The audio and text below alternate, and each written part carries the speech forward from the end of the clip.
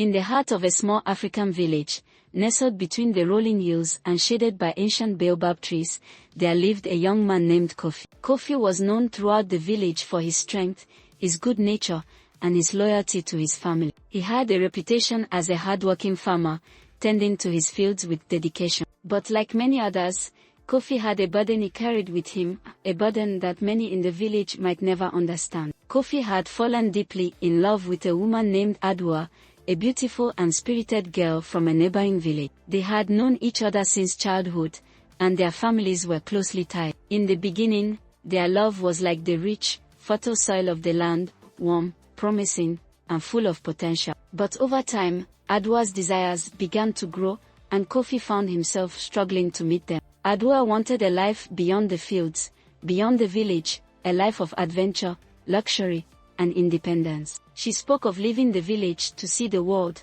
of buying fine clothes, of living in big cities. Kofi, on the other hand, had always felt a deep connection to the land, to the soil that had been passed down through generations. The idea of leaving the village was foreign to him. He loved his simple life, working the fields, gathering food with the help of his family, and spending time with those who mattered to him. Their differences began to grow, and soon they found themselves arguing about everything. Adwa would accuse Kofi of not understanding her dreams, while Kofi would accuse her of abandoning their roots. They fought often, their once peaceful home now filled with tension and sorrow. The final straw came one evening when, after a particularly bitter argument, Adwa declared that she was leaving the village to pursue her own life. Heartbroken and angry, Kofi stormed out of their home, his thoughts consumed with the hurt of her words. He wandered through the village, the night air thick with the sounds of crickets and the distant calls of night birds. He couldn't shake the pain. He felt as though the earth beneath his feet had suddenly turned to stone. How could she do this to him?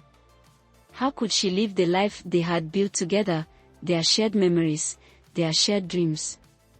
Lost in his thoughts, Kofi walked through the quiet village until he came across the old food store run by Amina, an elderly woman who had been serving meals to villagers for as long as anyone could remember. Her store was humble, with pots simmering over a low fire and the rich aroma of jollof rice and grilled plantains hanging in the air. The sight of her cooking, the warmth of the fire, reminded him of simpler times when things were easy, when he wasn't weighed down by heartache. Amina saw Kofi approach and smiled gently. "You look troubled, my son," she said, her voice full of wisdom. "Would you like some food?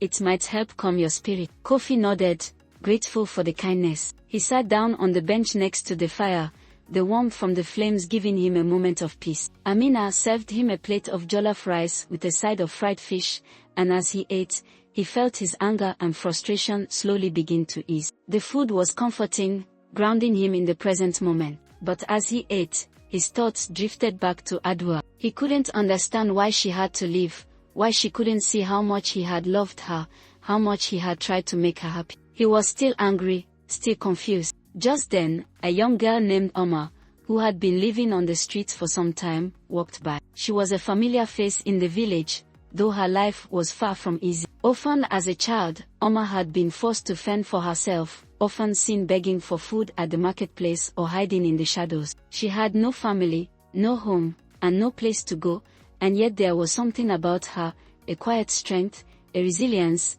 that made her stand out. Amara's eyes lingered on the food Kofi was eating, and for a moment, their gazes met. Kofi could see the hunger in her eyes. She had been without a proper meal for days. Without thinking, he stood up and called out to her. "Amara," he said, his voice gentle. "Come here, you must be hungry. Take some of this food." Amara hesitated, her pride keeping her from accepting help. She had learned long ago to depend only on herself, but the hunger in her stomach was too strong, and with a quiet nod, she walked over to Kofi. He handed her the plate, and she accepted it gratefully. The two sat in silence, eating together as the fire crackled and the night deepened. Amara didn't speak much, but Kofi could tell she was grateful. She had never known a kindness like this, not from anyone in the village. Most people ignored her, avoided her as if she were invisible. As they finished eating, Kofi felt a shift within him. The anger he had been carrying seemed to dissipate, replaced by a sense of humility. He realized that he had been so focused on his own pain that he had failed to see the struggles of others. Amara's quiet dignity,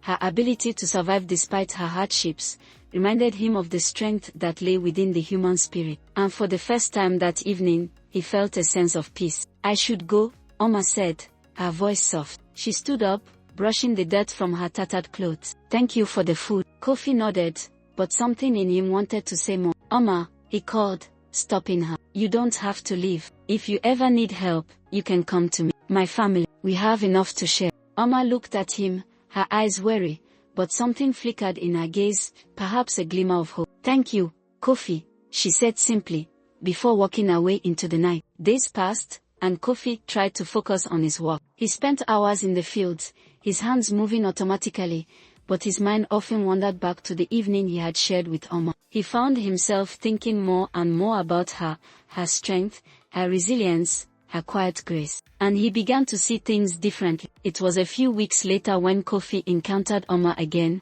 this time in the village square. She was sitting under the shade of a tree, watching the children play. She seemed to be in better spirits, her clothes a little cleaner, her face a little brighter. Kofi approached her, his heart lighter than it had been in a long time. "Amara," he greeted her. "How have you been?"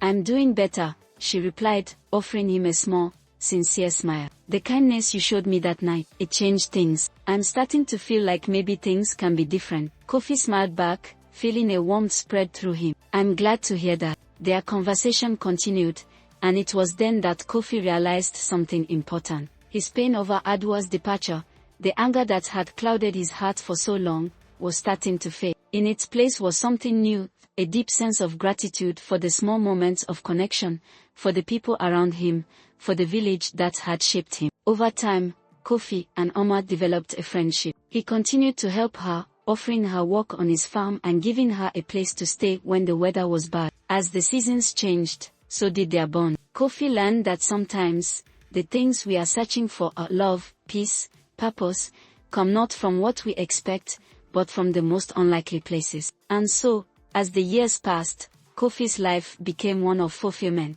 He never stopped loving the land, but he also learned to open his heart to others, to see the struggles and joys of those around him. Amara became a part of his family, and though their relationship was never quite what Kofi had expected, it was rooted in respect, kindness, and a deep understanding of what it meant to survive and to thrive. And that, in the end, was the greatest lesson Kofi learned, that sometimes, the heart's true calling is not found in the grandest dreams, but in the quiet moments of compassion shared with others.